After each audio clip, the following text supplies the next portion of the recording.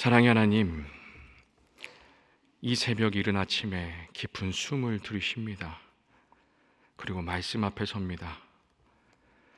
새로운 하루를 또다시 허락해 주심에 감사드립니다. 하나님, 오늘은 더욱 주님의 뜻을 따라 살아가고 싶습니다. 주님이 오라 하시는 그 길로 걸어가길 간절히 원합니다. 줄이고 목마른 자들을 배불리 먹으셨던 벳세다의 그 빈들로 우리를 불러주시고, 사랑하는 제자들의 발을 정성껏 닦아주셨던 그날 그 자리로 우리를 불러주옵소서. 피가 땀이 되도록 기도하셨던 겟세마네 동산으로 우리를 불러주시고, 무거운 십자가를 짊어지고 올라가셨던 그 골고다 언덕으로 우리를 불러주옵소서.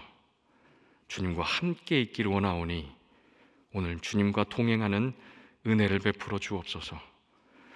능력의 하나님, 사순절을 보내고 있습니다.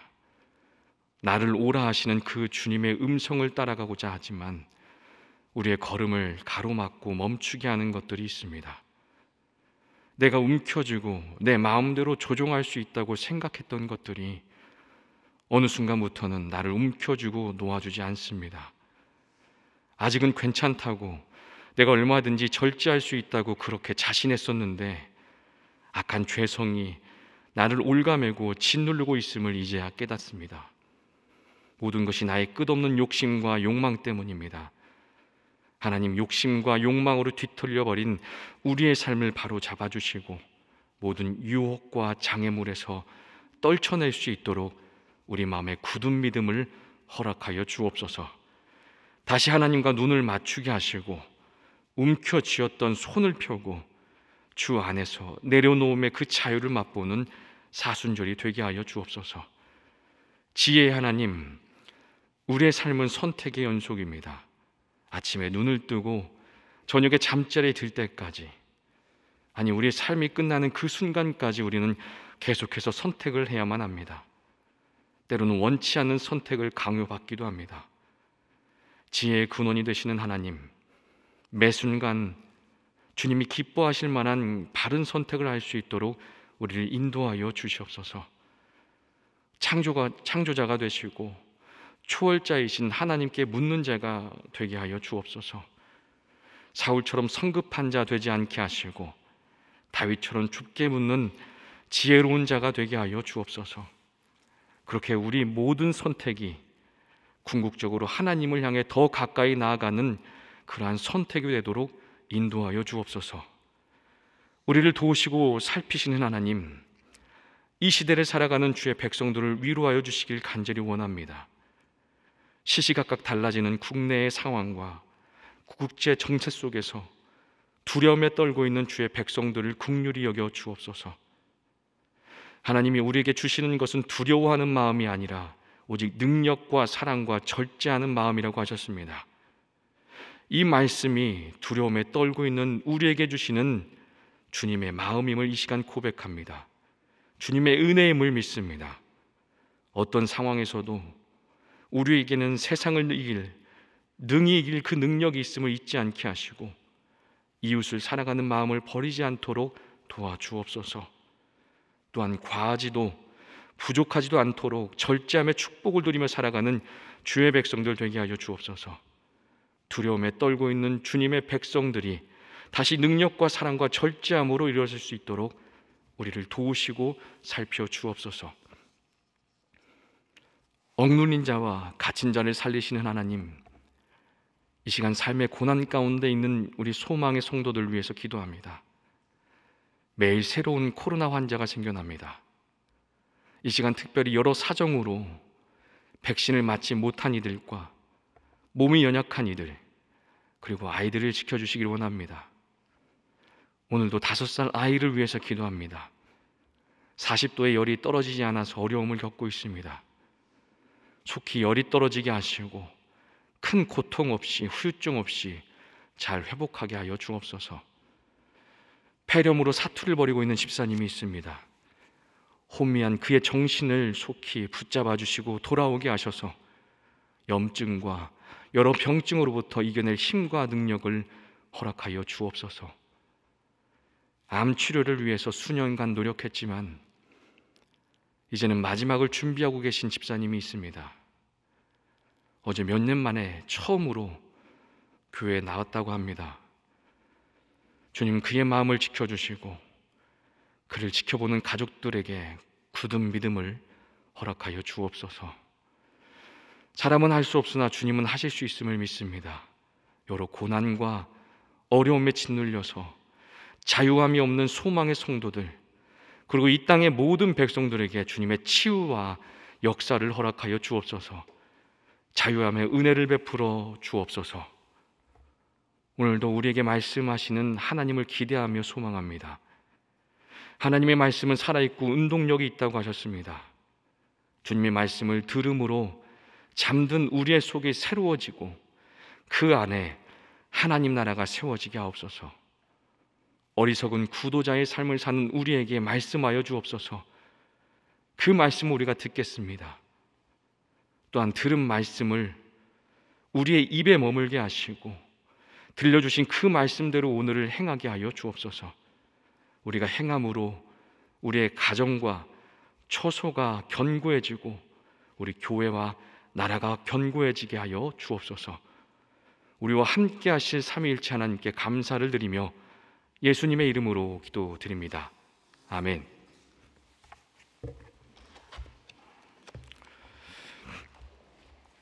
오늘 우리에게 주신 하나님의 말씀은 잠언 22장 17절로 29절의 말씀입니다.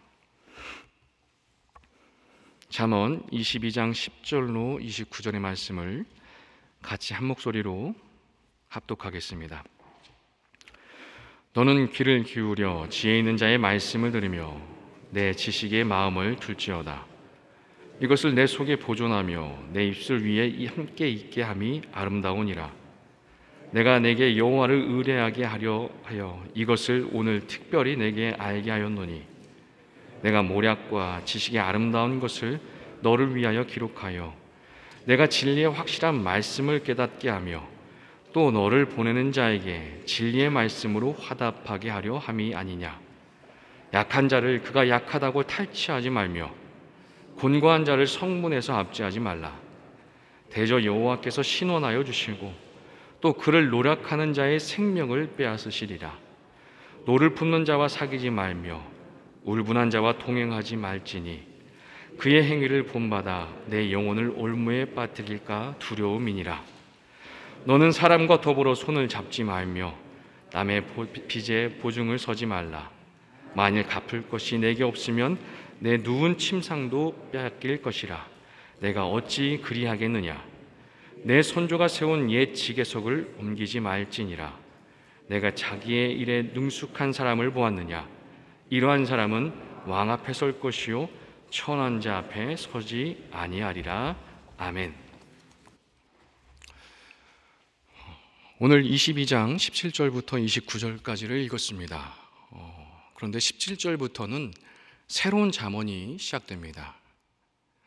본문 말씀에는 특별한 표제가 붙어 있지 않고 장이 구별되지 않고 있지만, 그래서 확인하기 어렵지만 솔로몬의 첫 번째 잠언집은 16절로 끝이 나고, 그리고 오늘 우리가 읽은 17절부터는 지혜 있는 자의 말씀이라는 새로운 잠언이 시작됩니다.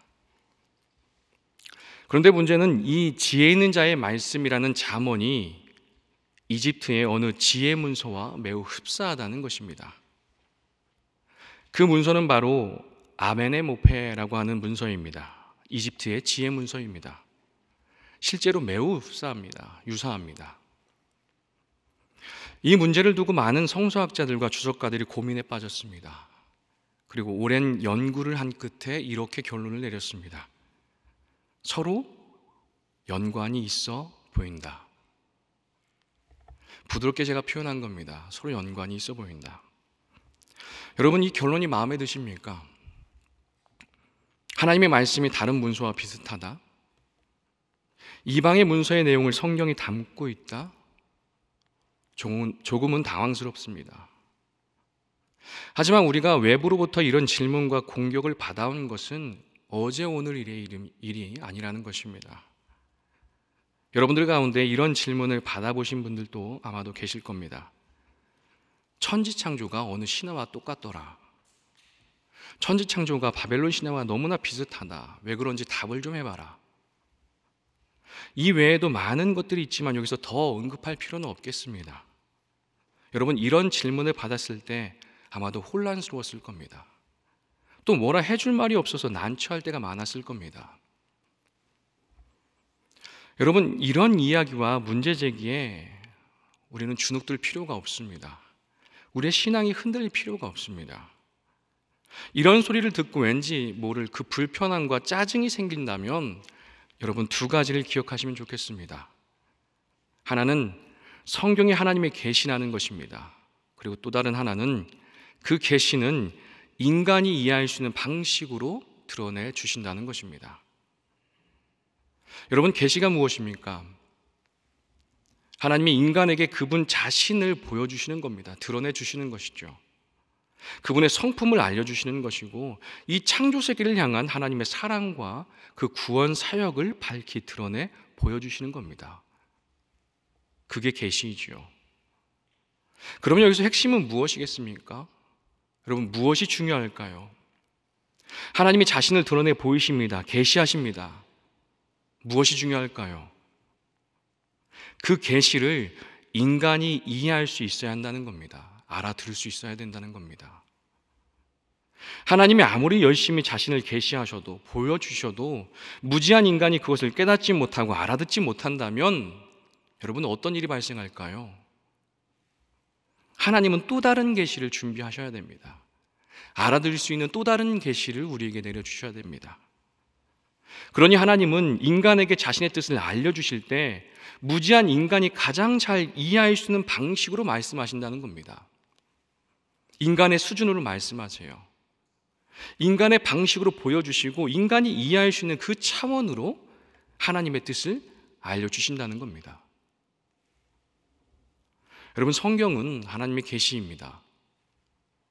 그래서 성경에는 인간이 이해할 수 있는 다양한 방식으로 성경이 기록되어 있습니다. 법률적인 형태를 가진 율법서도 있고요. 예언가의 눈으로 기록된 역사서도 있습니다. 시편과 같은 찬양도 있고 요나서와 같은 이야기도 있습니다. 또 사복음서와 같이 각기 다른 사람의 눈으로 본 복음서도 기록되어 있고 서신서와 같은 편지 형식도 성경엔 담겨 있습니다. 이렇게 인간의 다양한 문화와 양식으로 하나님은 계시를 하셨다는 겁니다. 하나님은 인간에게 친숙한 형태로 자신을 보여주신 겁니다. 인간이 하나님의 수준으로 올라오는 것은 절대 불가능하기 때문에 하나님께서 친히 인간의 수준에 맞춰주신 것입니다. 이렇게 해서 하나님을 우리가 조금이나마 이해할 수 있고 그분에 대해서 알 수 있는 겁니다. 구원도 그렇죠. 인간의 힘으로는 하나님께 절대 도달할 수 없기 때문에 예수님이 인간의 모습으로 우리에게 내려오신 겁니다. 바로 이러한 원리와 똑같은 것입니다. 여러분, 무엇을 이해하고 알아듣는다는 건 이건 너무나 중요한 겁니다. 알아듣지 못하고 이해하지 못하면 그게 얼마나 가치 있는지 모르고 지나갈 때가 너무나도 많이 있습니다. 개신교의 출발점이라고 할 수 있는 종교개혁도 사람들이 이해하고 알아듣기 시작했을 때야 그 개혁에 불이 당겨졌습니다. 사람들은 루터가 반박문을 게시하자마자 종교개혁에 불이 일어났다고, 불같이 종교개혁이 일어났다고 그렇게 생각하지만 그렇지 않습니다. 루터가 95개조 반박문을 게시했을 때는 처음에 사람들은 관심도 없었습니다. 이해할 수도 없었습니다. 왜냐하면 그가 붙였던 그 반박문을 읽을 수가 없기 때문이었습니다. 알아들을 수 없기 때문이었습니다. 당시 루터는 95개조 반박문을 라틴어로 써서 붙였습니다. 그런데 기록에 의하면 당시 라틴어를 읽을 수 있는 사람은 고작해야 5% 정도밖에 되지 않았다고 합니다.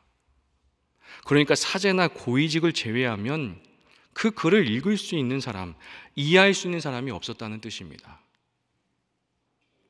루터가 무슨 말을 했는지 사람들 대부분은 관심도 없었고 알아들을 수도 없었습니다. 그러다가 얼마 후에 그 반박문이 독일어로 번역된 다음부터 사람들이 점차 루터의 이야기에 관심을 갖게 되고 그가 무엇을 이야기하는지 알게 되었습니다. 그리고 엄청난 개혁의 바람이 분 것입니다. 여러분, 이게 무엇을 의미합니까? 알아들을 수 있어야 된다는 겁니다. 이해할 수 있어야 된다는 겁니다. 아무리 좋은 이야기도 알아듣지 못하고 이해하지 못하면 때로는 쓸모없는 이야기가 됩니다. 그저 돼지 앞에 던져진 그 진주와 같이 되는 것입니다. 이렇게 시작된 종교개혁이 가져온 여러 가지 변화가 있습니다. 그 중에서도 단연 첫 번째는 각자 자국어로 된 성경을 가지게 되었다는 것입니다. 그동안은 라틴어 성경이 전부였던 사람들에게 이제는 자국어로 된 성경이 보급되기 시작했습니다. 당시 카톨릭 예배는 모두 라틴어로 드렸다고 합니다. 그러니 누가 알아들을 수 있겠습니까? 대부분의 사람들은 그 긴 예배 시간에 알 수 없는 소리만 한참 듣다가 집으로 돌아간 겁니다. 얼마나 답답했을까요? 그러다가 종교개혁 이후에 자국어로 된 번역된 그 성경을 사람들이 볼 수 있게 되었습니다. 여러분, 알아들음의 중요성의 말씀을 제가 드렸습니다. 다시 처음 질문으로 돌아가 보겠습니다. 여러분, 성경의 내용이 이스라엘 주변에 있는 고대 근동의 여러 민족의 이야기들과 유사성을 보인다고 해서 여러분 걱정할 필요가 없습니다. 염려할 필요가 없습니다. 어쩌면 너무나도 당연한 일입니다. 신경 쓰지 않으셔도 됩니다. 결코 이러한 사실들이 성경의 권위를 훼손하거나 흠집낼 수 없다는 것입니다. 잠언이 먼저냐, 이집트 문헌이 먼저냐, 이런 건 중요하지 않습니다. 성경은 분명 하나님의 말씀이고 영감으로 쓰여진 책입니다. 그러나 직접 하나님께서 써주신 책은 아니죠. 하나님을 만난 사람들이 하나님이 그들에게 주신 마음과 깨달음을 기록하고 계시한 책입니다. 계시를 기록한 책입니다. 그래서 당대 사람들의 문화와 사회, 그들의 사고의 틀이 그대로 성경 속에는 녹아 있습니다. 하나님은 그렇게 고대 근동에 널리 퍼져 있던 당시 공통의 자산을 통해서 그 자산을 사용해서 당신 자신을 우리에게 알려주신 겁니다.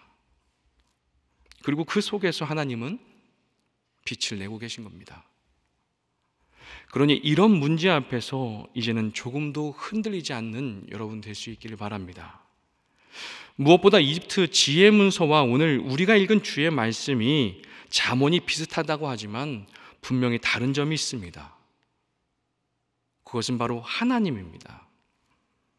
모든 중심을 여호와 하나님께로 향하고 있습니다. 오늘 본문 19절을 보면 여호와를 의뢰하려 한다. 또 23절을 보면 여호와께서 신원하여 주신다라고 기록하고 있습니다. 모두 여호와 하나님께로 향하고 있습니다. 이게 다른 지혜 문서와의 다른 점입니다. 모든 시작과 끝 그리고 지혜의 근원은 하나님께 있음을 밝히고 있습니다. 왜 인간이 그렇게 살아야 하는가? 그 이유도 모두 하나님을 향하고 있습니다. 인간의 근원, 피조물의 뿌리를 하나님께 두고 있습니다. 왜 약자를 납치하고 그들의 것을 탈취하면 안 되는가? 하나님이 보고 계시기 때문이라고 그렇게 이야기합니다. 하나님이 신원하여 주실 것이라고 그렇게 말하고 있습니다. 언제나 성경의 중심은 하나님께 향하고 있습니다. 유일하신 왕, 만왕의 왕이신 우리 하나님께 중심을 두고 있습니다. 이것이 다른 지혜 문서와 확연히 다른 점이라는 것입니다. 이렇게 하나님을 향하는 오늘 잠언의 말씀에서 우리는 두 가지를 깨닫게 됩니다. 먼저는 언어와 마음의 상관성이고 두 번째는 욕망입니다. 먼저 언어와 마음의 상관성에 대해서 잠시 우리가 나눔을 하겠습니다. 17절에 보면 지식을 마음에 두라라고 말합니다. 그리고 18절에서는 내 입술 위에 함께 있게 함이 아름답다라고 합니다. 마음과 입술을 연결하고 있습니다. 조금 쉽게 번역된 메시지 성경으로 제가 읽어드리겠습니다. 내 지혜를 귀담아 듣고 내가 가르치는 교훈을 마음에 새겨라. 그 내용을 달게 여겨 깊이 간직하면 내 입으로도 그것을 거침없이 말하게 될 것이다.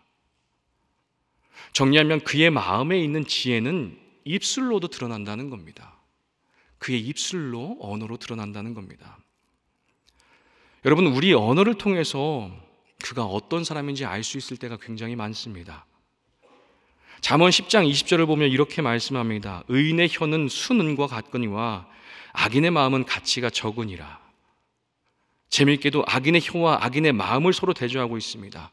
언어가 곧 마음이라는 뜻입니다. 언어만 봐도 그가 의인인지 악인인지 알 수 있다는 것이죠. 그가 여호와를 신뢰하는 자인지 아닌지 그의 언어로 우리는 알 수 있다는 겁니다. 내 주변에 있는 사람들이 어떤 사람인지 알 수 있는 방법들이 많이 있지요. 그 중에 하나가 바로 그 사람의 언어입니다. 그가 어떤 말을 하는지 그 말을 들어보면 그 사람에 대해서 알 수 있습니다. 사람의 언어에는 그의 생각이 담겨 있고 삶이 담겨 있습니다. 또 그의 꿈이 담겨 있고 그가 추구하는 가치들이 그 언어 속에 그대로 담겨서 드러납니다. 그래서 사람의 말을 들어보면 그가 어떤 사람인지 우리는 가늠하게 되는 것입니다. 신앙인은 더욱 그렇습니다. 여호와를 의뢰하는 사람인지 아닌지 드러납니다. 그 언어에서 그의 신앙이 보이고 그의 영성이 보이는 것이죠. 이렇게 마음속에 있는 것이 그대로 밖으로 표출되는 것, 그것이 우리의 말이고 언어라는 것입니다. 그러면 언어는 마음에 담긴 것을 그저 쏟아내기만 하는 것인가? 그렇지 않습니다. 때로는 언어가 반대로 우리의 마음을 바꿔놓고 변화시키기도 합니다. 책을 읽을 때 가장 효과적인 방법은 소리내어 읽는 거라고 합니다. 그게 가장 기억에 잘 남는다고 하죠. 성경을 읽을 때도 소리내어서 읽어야 됩니다. 시편 1편에 나오는 복 있는 사람은 주야로 율법을 묵상하는 사람이라고 했습니다. 여러분, 묵상이라고 하는 그 단어의 뜻을 잘 알고 계실 겁니다. 읊조리는 것입니다. 끊임없이 곱씹어보는 겁니다. 성경을 보면 하나님의 말씀이 기록된 두루마리를 먹어라 하는 말씀들이 간혹 나옵니다. 먹어라. 그런데 이 표현은 아주 적절한 표현입니다. 말씀은 입에 머물다가 떠나는 것이 아니라 먹어야 하는 겁니다. 눈으로 보고 끝나는 것이 아니라 씹어서 먹는 겁니다. 그렇게 먹을 때 그 말씀이 내 몸이 되는 것입니다. 그 말씀이 내 살이 되고 뼈가 되는 것이죠. 입으로 읊조리며 삼킨 말씀이 나의 마음을 변화시키는 것입니다. 우리는 날마다 이런 변화를 경험하고 있습니다. 언제입니까? 우리의 마음이 너무나 슬플 때, 너무나 아프고 고통스러울 때 우리는 찬양을 하지요. 또 분노가 치밀어 오를 때, 주체할 수 없는 그 마음을 어찌할 수 없을 때 우리는 말씀을 찾게 됩니다. 그리고 차츰 변화가 일어났죠. 우리 마음에 평안이 일어나고 위로가 찾아옵니다. 분노가 사그라들고 안정을 되찾게 됩니다. 찬양과 말씀의 능력입니다. 그리고 그 능력의 시작이 우리의 입술에서, 언어에서 시작된다는 것을 여러분 기억할 수 있기를 바랍니다. 우리의 언어와 마음은 동전의 앞면처럼, 뒷면처럼 딱 붙어 있는 것입니다. 여러분, 여러분의 마음에 하나님의 지혜를 잘 담아서 아름다운 언어로 변화될 수 있기를 간절히 바랍니다. 마음이 무너질 때는 소리를 내어서 입술로 찬양을 하고, 내 언어가 거칠어졌을 때는 혹시 내 마음이 병든 것은 아닌가, 상한 것은 아닌가 살펴보고 다시 하나님께 중심을 맞춰갈 수 있기를, 그런 지혜로운 자가 될 수 있기를 바랍니다. 두 번째는 욕심입니다. 욕망입니다. 22절에서 29절을 보면 물질과 재물에 대해서 가르침을 주고 있습니다. 약한 자의 것을 탈취하면 안 된다. 보증을 서지 말라. 여기서 보증은 더 큰 이익을 얻기 위해서 무리한 보증을 이야기하는 것 같습니다.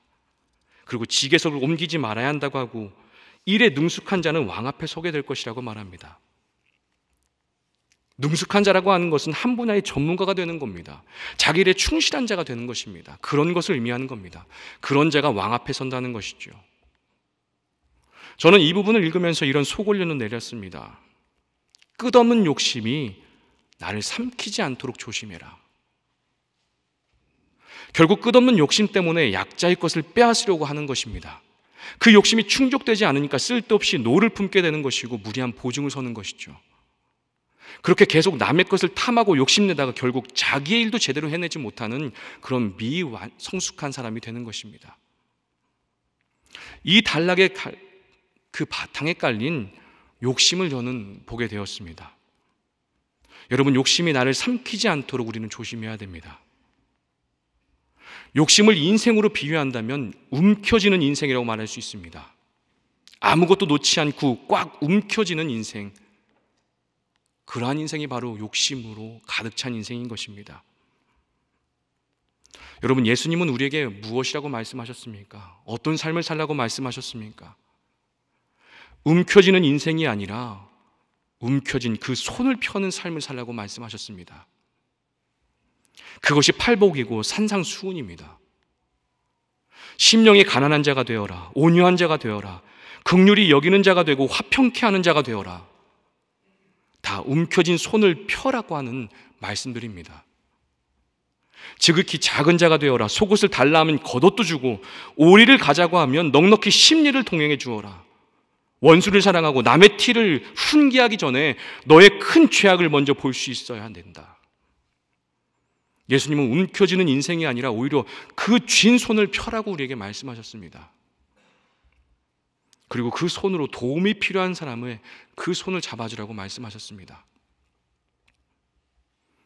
무엇보다 그렇게 편 손으로 우리가 잡아야 할 것은 다른 것이 아니라 예수님의 못 박힌 손일 것입니다.